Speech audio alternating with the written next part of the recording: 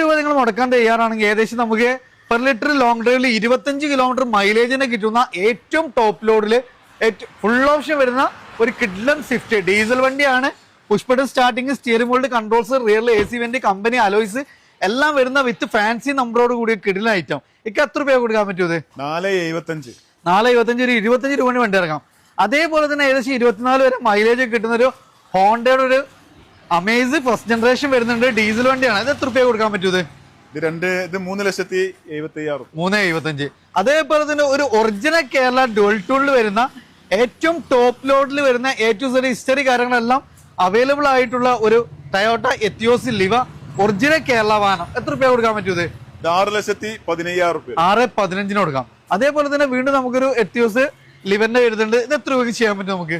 നമുക്ക് 2,75,000 ആണ്. 2.75. ചെറിയൊരു ബഡ്ജറ്റിൽ വലിയൊരു വാഹനം. ഓക്കെ, നിസാന്റെ സണ്ണിയാണ്.